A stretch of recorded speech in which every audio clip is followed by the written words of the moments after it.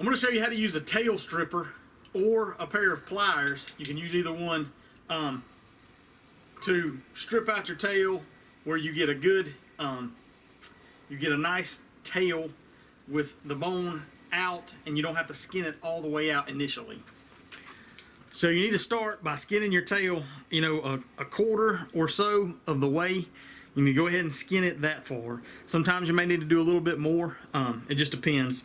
Then you can use either a commercial tail stripper that you can buy from a tractor supply place, or you can use a pair of pliers. Most everybody's got a pair of pliers laying around. All you're going to do is take those pliers and put the tail inside the jaws of the pliers, and then you're going to grasp the pliers, the pliers and the tail in between your fingers. You're going to pull down with your pliers hand, also pulling up with the tail hand, and that's important either when you're using pliers or a tail stripper. And the tail stripper's got two holes in it, a small hole and a large hole. Use whichever one fits the best. Coyotes, I use the large hole. For most of the other stuff, I can get away with using the small hole.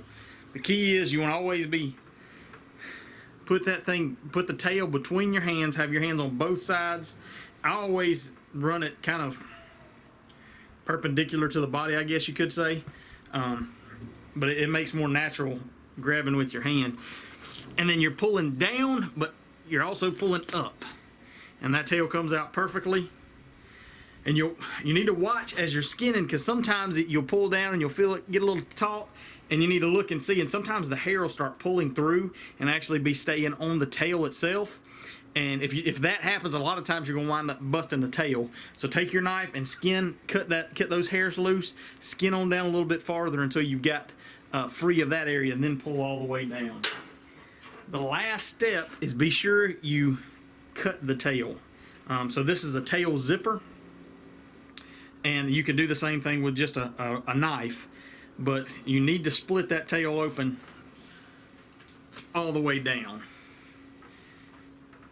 And that's the reason that you need to remove the tail anyway. In general, is when you're drying this thing, whether you're salting it to tan it or whether you're shipping for to sell the fur, you need to when you stretch it, you need to spread that tail out all the way down so that air can get to that hide and that hide can dry. Otherwise, if it's closed off, then it's going to wind up rotting and all this hair is going to start falling out, and that's not going to give you a nice, pretty, prime looking hide like you're needing.